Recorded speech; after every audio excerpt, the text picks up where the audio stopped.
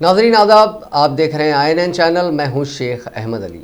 आज की ख़ास बात में हम नज़र डालेंगे कई अहम खबरों पर।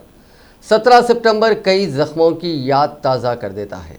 ये वही दिन था जब एक मुनज़्ज़म फ़ौज ने निहत्तों का खून बहाया। तमाम वाक़यात अब तारीख़ का हिस्सा हैं, लेकिन तारीख़ को भी बदला जा रहा है। तारीख़ की किताबों में रद्द-बदल किया जा सकता है, लेकिन तारीख़ को बदला नहीं जा सकता। 17 सितंबर को सुक़ूत हैदराबाद का वाक़या पेश आया। हैदराबाद रियासत को फ़ौजी कार्रवाई के ज़रिए ख़त्म करके इंडियन यूनियन में ज़म किया गया। उस वक्त के क्या हालात थे, कौन सी ताकतें क्या खेल खेल रही थी, ये सब तारीख़ में दर्ज है। लेकिन इस पर आज सियासत जारी है। सियासत भी वो जो इंसानियत को शर्मसार कर दे। आज चंद सियासी कायदीन ये कहते हैं कि हज़ारों लोगों के कत्ल का जश्न मनाते हैं। कुछ लोग इस पर जश्न मनाते भी हैं और जुलूस भी निकालते हैं, बल्कि हुकूमत से ये मुतालबा भी करते हैं कि सरकारी सतह पर इसका जश्न मनाया जाए। तारीख़ के ज़ख्मों को कुरेदने से सिवाय नफ़रत में इजाफे के और कुछ नहीं होगा। तारीख़ पर नज़र डाली जाए तो ये बात वाज़ेह हो जाती है कि किस तरह के मज़ालिम ढाए गए थे। निहत्ते अवाम को जुल्म का निशाना बनाया गया। लाखों लोग बेघर हुए, हज़ारों कत्ल हुए, सैकड़ों औरतों और बच्चों ने खुदकशी की। ये कत्लेआम काफ़ी दिनों तक जारी रहा। दक्कन के सरहदी अजला में यह कत्लेआम ज़्यादा हुआ। अंदरूनी इलाकों के अफराद इस खून खराबे से महफूज रहे। जालना, परभनी, औरंगाबाद, बीदर, गुलबर्गा और दीगर शहर इस एक्शन से सबसे ज़्यादा मुतासिर होने वाले इलाके हैं। लोग दरबदर हो गए। लोगों के कारोबार, ख़ानदान और खेत खलियान सब बिखर गया। इस कार्रवाई को पुलिस एक्शन का नाम दिया गया, जबकि ये एक फ़ौजी ऑपरेशन था। आज़ाद हिंदुस्तान का ये सबसे पहला अंदरून मुल्क फ़ौजी मिशन था, लेकिन इसमें निहत्ते अवाम को निशाना बनाया गया। इस कार्रवाई में लोगों पर ऐसे सितम गुजरे कि लोग इस महीने को सितमगर के नाम से याद करते हैं। लेकिन सिर्फ एक कुदरती मदद ने लोगों के खून खराबे को रोका। सितंबर के दूसरे हफ्ते होने वाली ज़ोरदार और तूफ़ानी बारिश, तारीख़ से वाकिफ़ अफराद कहते हैं कि अगर उस वक्त बारिश ना होती तो मज़ीद खून खराबा होता और फ़ौजियों की हमलो नकल अंदरूनी इलाक़ों में भी आसान हो जाती। लेकिन ना रुकने वाली बारिश ने जुल्म के बढ़ते कदम रोक दिए और कई जानें बच गईं। आज हम देखते हैं कि बारिश बड़े शहरों और शहरों के दरमियान हमलो नकल को रोक देती है। हाल ही में होने वाली बारिश ने शहर हैदराबाद में उधम मचा दिया। हुकूमत के तमाम तर दावों के बावजूद बारिश ने शहर की सड़कों को नहरों और तालाबों में तब्दील कर दिया। यही बारिश 1948 में कई लोगों की जान बचाने का सबब बनी थी। उस वक्त हालात कुछ और थे। मुल्क में बड़ी सियासी तब्दीलियां हो रही थी। आलमी बरादरी भी नए मसाइल से दो चार थी और ऐसे में हिंदुस्तान के जुनूब वसत में होने वाले इस भयानक फ़ौजी ऑपरेशन का किसी ने नोट नहीं लिया। लेकिन 70 बरस बाद चंद ताकतें उन वाक़यात पर जश्न की बात करती हैं, जो कि एक बाज़मीर समाज के लिए कोई खुशी की बात नहीं है। वही हुआ जिसका अंदाज़ा लगाया गया था, यानी कि असेंबली की कार्रवाई मुकर्ररा वक्त से पहले ही गैर मुअय्यना मुद्दत के लिए मुलतवी कर दी गई। INN चैनल ने पहले ही यह खदशा जाहिर किया था। कोविड प्रोटोकॉल के साथ असेंबली के मानसून सेशन का 7 सितंबर से आगाज़ हुआ। हुकूमत की ये तजवीज़ थी कि ये इजलास कम से कम 28 सितंबर तक चले, यानी कि तातीलात वगैरह निकाल दी जाएँ तो 19 दिन तक असेंबली की कार्रवाई चलाने का अज़्म का इजहार किया गया था। बिजनेस एडवाइजरी कमेटी के इजलास में चीफ मिनिस्टर चंद्रशेखर राव ने कहा था कि हुकूमत कितने भी दिन ऐवान की कार्रवाई चलाने के लिए तैयार है। ऐलानात और दावे हमेशा की तरह के हैं, हमेशा की तरह के ही निकले। BAC में मुकर्ररा करदा 28 सितंबर से आगे तो क्या 28 सितंबर तक की भी कार्रवाई नहीं चल सकी। 8 दिन में ही असेंबली का मानसून सेशन ख़त्म हो गया। स्पीकर असेंबली और सदरनशीन काउंसिल ने ऐलान किया कि कोरोना की वबा के पेश नज़र ऐवान की कार्रवाई को गैर मुअय्यना मुद्दत के लिए मुलतवी कर दिया जा रहा है। इससे कबल मुनक़िदा सेशन भी कोरोना वायरस के पेश नज़र दरमियान में ही गैर मुअय्यना मुद्दत के लिए मुलतवी कर दिया गया था। अपोजिशन जमातों के कायदीन का इल्ज़ाम है कि हुकूमत ने अपना एजेंडा मुकम्मिल होते ही ऐवान की कार्रवाई को मुलतवी करने की राहें हमवार की। असेंबली में 12 बिल्स मंजूर किए गए, जिनमें सबसे अहम रेवेन्यू का बिल था। कहा जा रहा है कि दोनों ऐवानों में हुकूमत के मुताबिक जो कार्रवाई की जानी थी वो मुकम्मिल हो गई, जिसके बाद दरमियान में ही ऐवान की कार्रवाई को मुलतवी कर दिया गया। दस्तूर के तहत हर 6 माह में एक मरतबा असेंबली का इजलास तलब करना होता है। अपोजिशन जमातों के लीडर्स के मुताबिक हुकूमत ने ज़ाब्ता कार्रवाई की तकमील के लिए असेंबली का मानसून सेशन तलब किया था। ये भी कहा जा रहा है कि हुक्मरान जमात ने ऐवान में ग्रेटर हैदराबाद म्यूनसिपल कॉरपोरेशन के अलावा दीगर बल्दियात में तरक्याती कामों से मुतालिक तफसीलात पेश करने के लिए बल्दियात से मुतालिक मुख्तसर मबाहिस का सहारा लिया। सियासी माहिरीन का कहना है कि टीआरएस ने मुख्तसर मबाहिस के जरिए जीएचएमसी इलेक्शन को नज़र में रखते हुए इस पर अपनी कारकर्दगी पेश करने की कोशिश की। साल 2018 में ऐवान की कार्रवाई 1 माह तक चलाने का ऐलान किया गया था, लेकिन कार्रवाई दरमियान में ही मुलतवी कर दी गई। बजट सेशन का भी यही हाल रहा। हम आपको याद दिला देंगे, तेलंगाना की तश्कील के बाद चीफ मिनिस्टर ने बिजनेस एडवाइजरी कमेटी के पहले इजलास में ऐवान की कार्रवाई हर साल 60 दिन तक चलाने का ऐलान किया था, लेकिन अभी तक 30 दिन तक भी कार्रवाई नहीं चल सकी। टीआरएस के दूसरी मरतबा इख्तिदार पर आने के बाद ताहाल 35 दिनों तक ही ऐवान की कार्रवाई चली।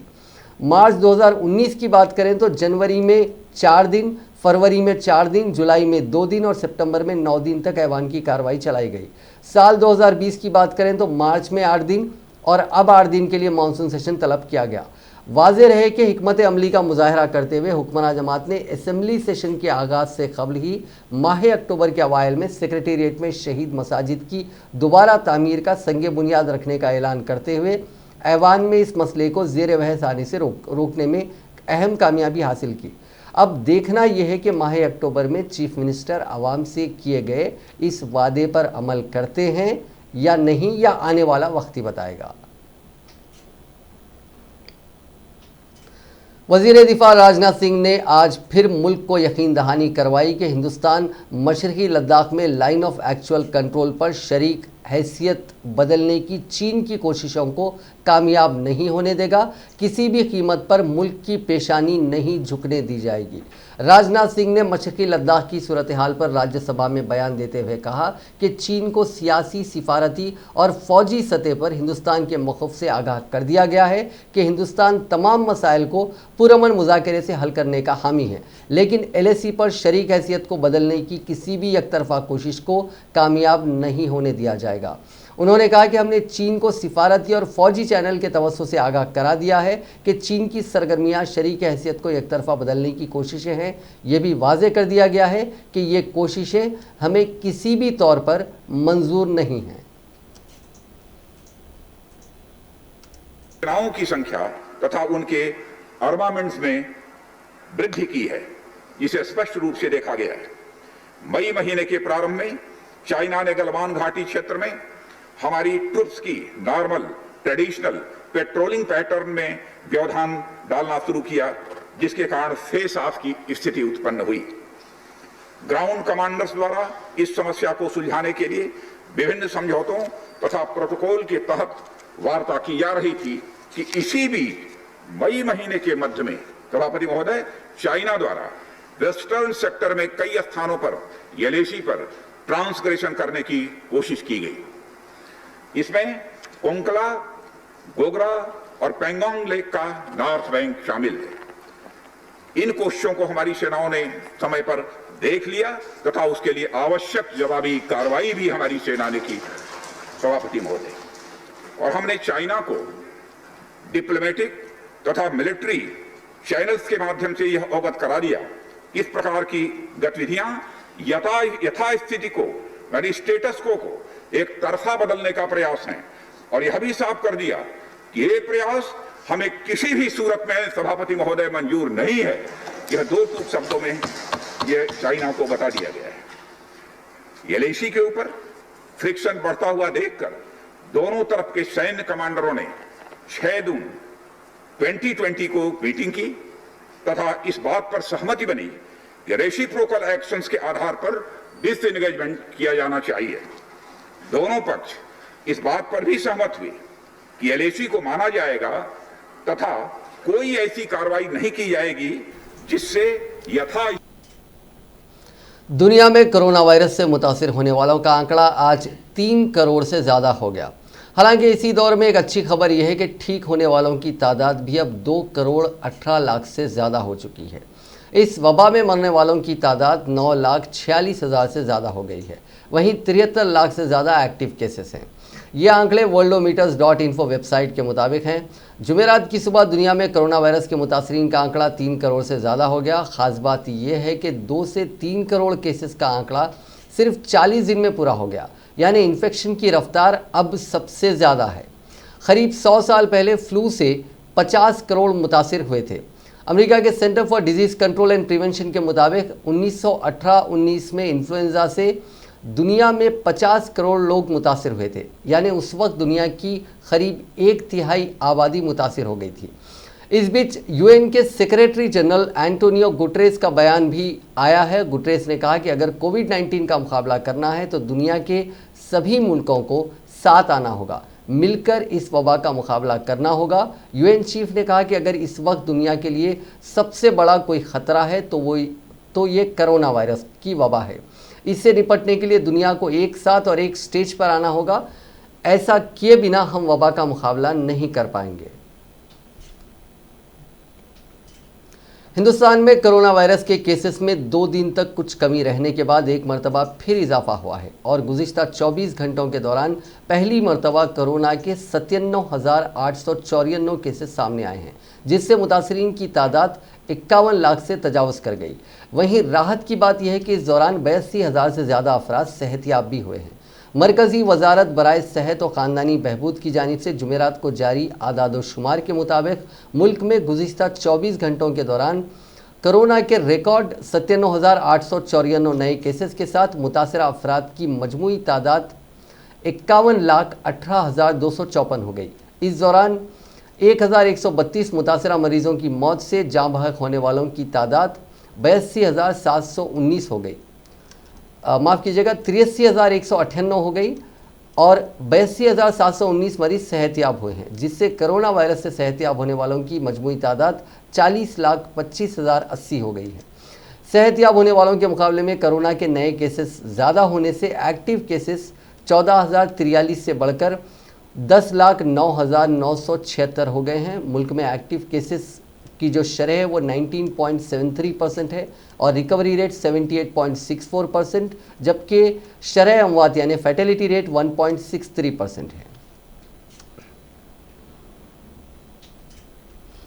तेलंगाना में कोरोना के 2,159 नए मुस्बित मामला दर्ज किए गए हैं। इस तरह रियासत में कोरोना के जुमला मामलात की तादाद 30,443 हो गई है। गुज़िश्ता रोज़ 2,108 अफराद रूबे सेहत हुए हैं, जिसके बाद रियासत में रूबे सेहत होने वालों की तादाद 1,33,555 तक जा पहुंची है। रियासत में इस इन्फेक्शन से 9 अमवात हुई हैं, जिसके बाद कोरोना से मरने वालों की जुमला तादाद 1,005 हो गई है।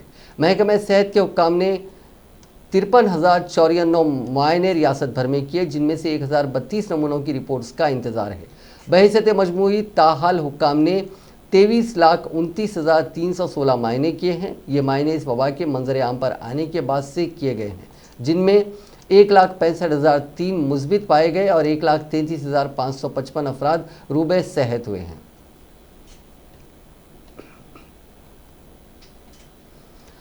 मरकज़ी हुकूमत ने जुमेरात के रोज़ राज्यसभा में कहा कि कोरोना की वबा से निपटने के लिए पुख्ता इंतजामात हैं और मुल्क में हर 3 किलोमीटर पर कोविड-19 के इन्फेक्शन से निपटने के लिए कोई ना कोई मरकज़ है। सेहत और ख़ानदानी बहबूद के मरकज़ी वज़ीर हर्षवर्धन ने ऐवान में 2 दिन में तकरीबन 4 घंटे तक कोरोना की वबा की सूरत हाल और उससे निपटने के लिए किए गए इक़दामात पर जारी बहस का जवाब देते हुए कहा कि कोरोना की वबा से निपटने के लिए मुल्क में बुनियादी इंफ्रास्ट्रक्चर बनाया गया। तकरीबन 8 माह कबल मुल्क में कोरोना वायरस से निपटने के लिए कोई बंदोबस्त नहीं था, लेकिन हुकूमत की मरबूत कोशिशों से इस वबा से निपटने के लिए एक इंफ्रास्ट्रक्चर तश्कील दी गई है। उन्होंने कहा कि मास्क, वेंटिलेटर और पीपीई बनाने वाले प्लांट मुल्क में मौजूद हैं और उनमें इस्तेमाल होने से ज़्यादा सामान तैयार किया जा रहा है। मरकज़ी वज़ीर ने कहा कि हुकूमत ने कोविड-19 से निपटने के लिए किए गए इंतजामात से मरीज़ों की तादाद कम हुई है और अमवात की शरह कम है। उन्होंने कहा कि हुकूमत का मकसद कोरोना वबा से मौत की शरह को 1% से भी कम पर लाना है। डॉक्टर हर्षवर्धन ने कहा कि कोरोना वबा के आगाज़ के मौके पर दुनिया भर के माहिरीन ने अगस्त से सितंबर तक हिंदुस्तान में 30 करोड़ कोरोना मरीज़ों और 50 से 60 लाख अफराद की मौत का अंदेशा जाहिर किया था। हुकूमत की कोशिशों से ये अंदेशा गलत निकला। उन्होंने कहा कि मुल्क में कोरोना वबा के इलाज के लिए एक वैक्सीन बनाने का काम 3 मराहिल में जारी है। उन्होंने एतराफ़ किया कि वैक्सीन के बाद कोरोना वायरस से निपटने के बाद उसकी पैदावार और तकसीम में वक्त लगेगा, लिहाजा मास्क पहनना, महफूज फासले और बार बार हाथ धोने के मियार पर अमल करना चाहिए।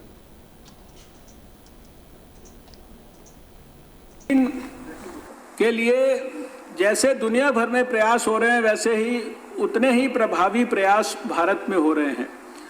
और भारत में हमारे जो कैंडिडेट वैक्सीन हैं, उसमें 3 लगभग ऐसे हैं जो फेज़ 1, फेज़ 2 और फेज़ 3 के अंदर पहुंच गए हैं। प्रधानमंत्री जी के मार्गदर्शन में एक एक्सपर्ट ग्रुप इस सारे विषय को भी बहुत गहराई से अध्ययन कर रहा है। एडवांस्ड इसके संदर्भ में प्लानिंग है। हमारे को उम्मीद है कि अगले साल के शुरुआत के अंदर हमें भारत के अंदर वैक्सीन उपलब्ध हो जानी चाहिए। इस संदर्भ में विश्व स्वास्थ्य संगठन से और दुनिया के अंदर भी जो जॉइंट प्रयास हो रहा है, उसके साथ भी हम सबका कोऑर्डिनेशन है। और आने वाले समय में जैसे ही वैक्सीन उपलब्ध होगी, तो कोविड के खिलाफ जो हमारी जंग है, उसको निश्चित रूप से हमें और ज़्यादा मजबूती मिलेगी। साइंस के अंदर हमारे जो वैज्ञानिक हैं, वो हर तरीके से वायरस के ऊपर, हम दुनिया के अंदर 4-5 उन देशों में से हैं जिन्होंने वायरस को आइसोलेट किया है। हमारे बायोटेक्नोलॉजी और CSIR के अंदर जो है 1000 से ज़्यादा जो है वायरसेस के ऊपर जो है उनका जो जीनोम सीक्वेंसिंग हो चुका है।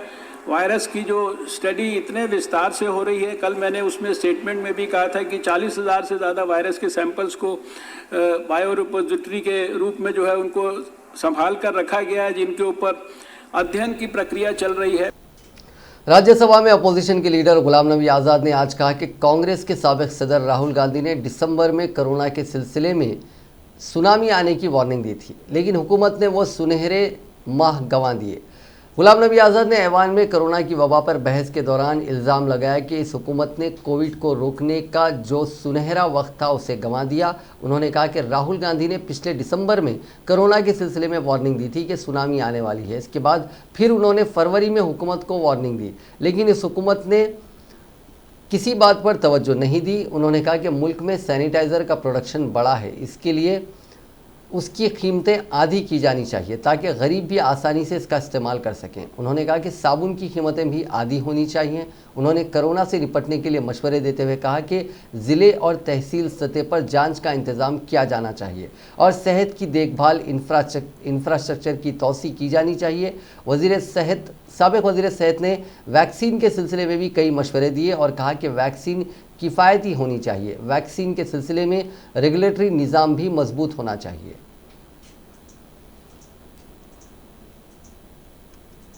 Infectious disease hospitals and fever clinics, rather than calling them COVID-19 hospitals, to avoid stigma.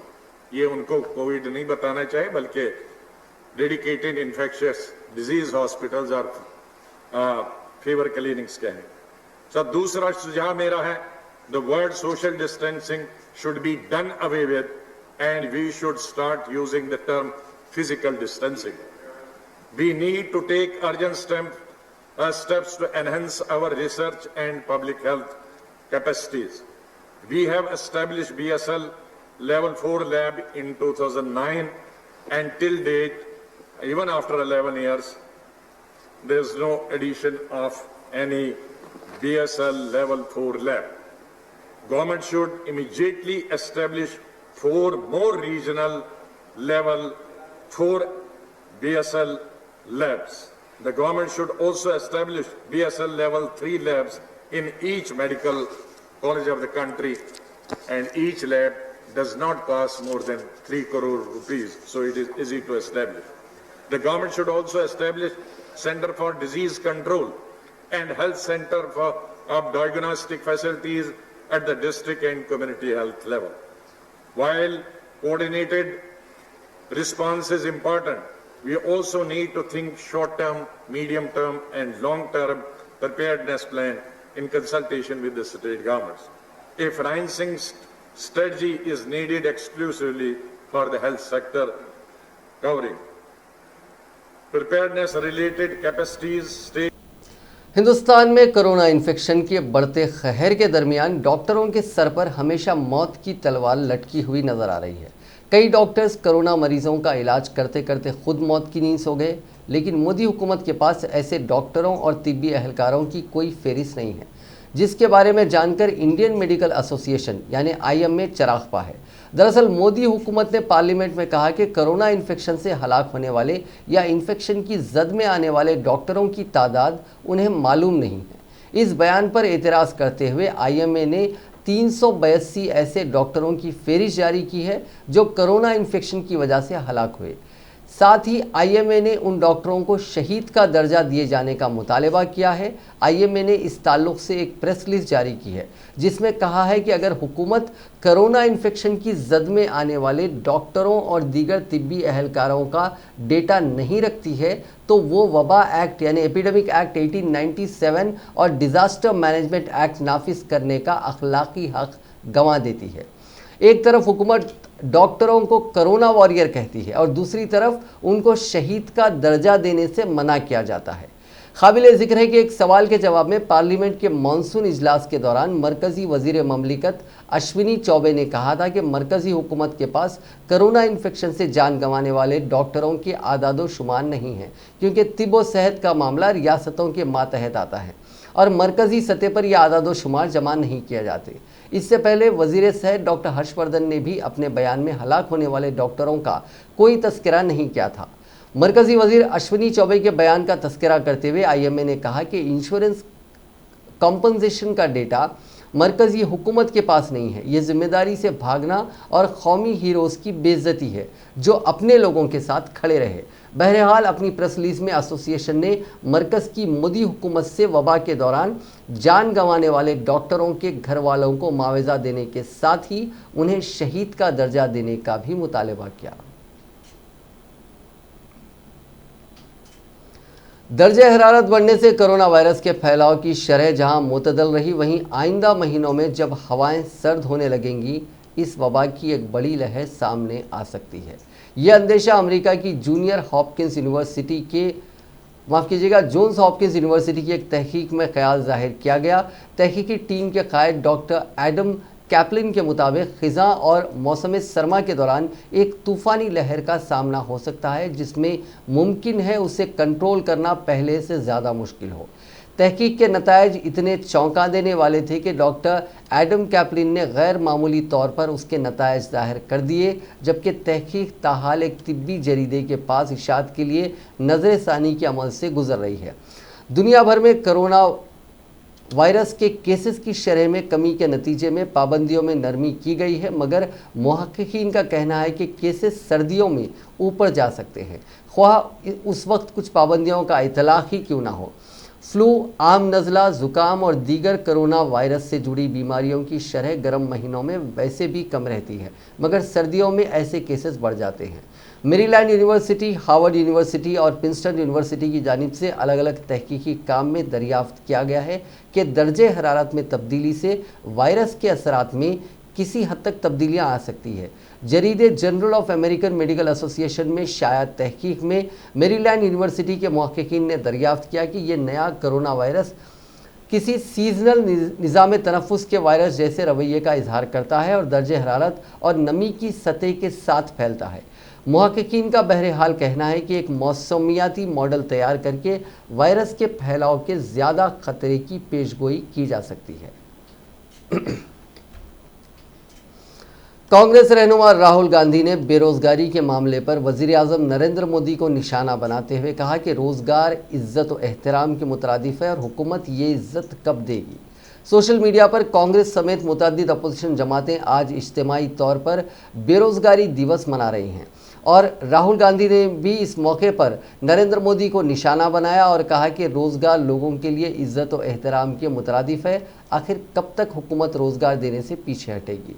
इससे कबल कांग्रेस के साबिक़ सदर राहुल गांधी ने ट्विटर पर मोदी को उनकी सालगिरह पर मुबारकबाद दी थी। राहुल गांधी ने मज़ीद कहा कि यही वजह है कि मुल्क के नौजवान आज कौमी बेरोज़गारी का दिवस मनाने पर मजबूर हैं। रोज़गार इज़्ज़त और एहतराम के मुतरादिफ है, हुकूमत कब तक की इज़्ज़त देने से पीछे हटेगी। राहुल गांधी ने एक अखबारी रिपोर्ट भी अपलोड की है जिसमें दावा किया गया है कि मुल्क में 1 करोड़ से ज़्यादा अफराद बेरोज़गार हैं, जबकि सरकारी नौकरियों में सिर्फ चंद लाख जगहें खाली हैं। वज़ीर-ए-आज़म नरेंद्र मोदी की 70वीं यौम पैदाइश को यौम बेरोज़गारी के तौर पर मना रही कांग्रेस की जनरल सेक्रेटरी प्रियंका गांधी वाड्रा ने भारतीय जनता पार्टी हुकूमत पर बराह रास्त हमला करते हुए कहा कि हुकूमत अगर अब भी आंखें मूंद कर बैठी रही तो नौजवान हुकूमत बदल देंगे। प्रियंका गांधी ने जुमेरात को ट्वीट करके कहा कि नौजवानों का मुतालिबा है कि वक्त पर इम्तिहान, तय वक्त में रिजल्ट, बग़ैर अदालत गए तकर्रुरियाँ, नौकरियों में इजाफा हो और कॉन्ट्रैक्ट का कानून मनसूख हो। उन्होंने कहा कि नौजवानों ने महाहुंकार भरी है, अब भी हुकूमत आंख मूंद कर बैठी रही और अपना रुख नहीं बदला तो नौजवान अपनी हुकूमत बदल देंगे। मायानाद साबिक हिंदुस्तानी क्रिकेटर सचिन तेंदुलकर को चीनी सरमायाकारी वाली मशहूर कंपनी पेटीएम फर्स्ट गेम के ब्रांड एम्बेसडर बनने पर सख्त तनकीद का सामना करना पड़ रहा है।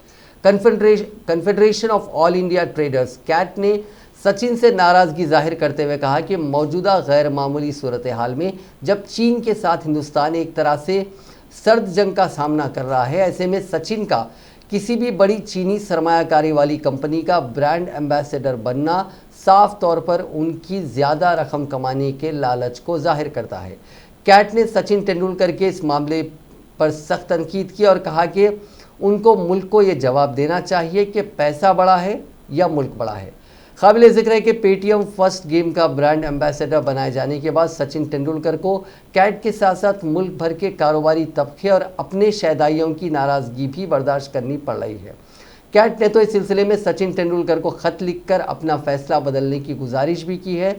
उसका कहना है कि इतवार तक उनके जवाब का इंतज़ार किया जाएगा, वरना अगले हफ्ते मुल्क भर में इस इशू पर सचिन के रवैये के खिलाफ मुजाहरे होंगे। कैट के कौमी जनरल सेक्रेटरी प्रवीण खंडेलवाल ने बताया कि एक तरफ मुल्क में एक बड़ी चीनी कंपनी हिंदुस्तान में जासूसी करती हुई पकड़ी जा रही है।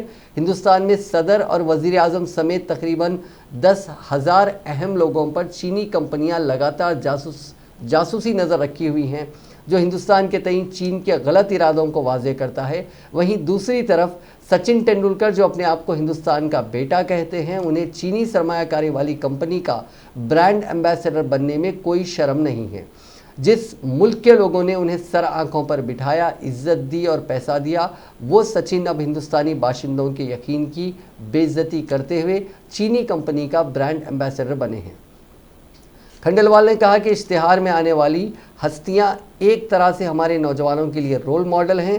हमारे नौजवान उन अदाकारों को देखकर उनकी नकल करना चाहते हैं, उनकी तरह बनना चाहते हैं। इसलिए जो भी शख्स समाजी ज़िंदगी से जुड़ा है उसका रवैया आला मियारी होना चाहिए, और यहाँ सचिन तेंदुलकर फेल हो गए हैं। स्टेट बैंक ऑफ इंडिया ने अपने सारिफीन को धोखेबाजों से महफूज रखने के लिए OTP की सहूलत मुतारिफ करने का ऐलान किया। बैंक की जानिब से खातेदारों के फ़ोन पर इस ताल्लुक़ से SMS पैगाम रवाना किए जा रहे हैं। ये सहूलत 18 सितंबर यानी कल से फराहम होगी। SBI के मुताबिक कल से 10,000 या उससे ज़्यादा रकम निकालने पर हफ्ते के 7 दिन OTP की सहूलत फराहम होगी, यानी कि ATM से रकम निकालने के लिए कार्ड डालने पर फ़ोन पर OTP नंबर आएगा, उसके इंदराज के ज़रिए रकम निकाली जा सकेगी। फ़िलहाल ये सहूलत रात 10 बजे के बाद थी, अब 24 घंटे रहेगी। गैर कानूनी नकद लेन देन और ATM धांधलियों को रोकने के लिए OTP पर मबनी पैसे निकालने की सहूलत मुतारिफ की जा रही है। साबिक़ में SBI ने अपने ट्विटर हैंडल पर यह मालूमात दी थी कि महफूज ATM सहूलियात मुहैया कराने के साथ साथ धोखाधड़ी के लेन देन की रोकथाम के लिए ये फ़ैसला लिया गया।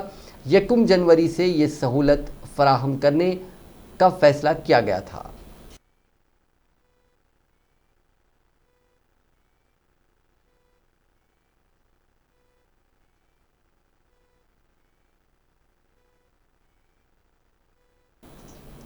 नाजरीन, आज की ख़ास बात में बस इतना ही। आपसे कल मुलाकात होगी नई खबरों के साथ, नए एनालिसिस के साथ। फ़िलहाल दीजिए इजाज़त। खुदा हाफिज़।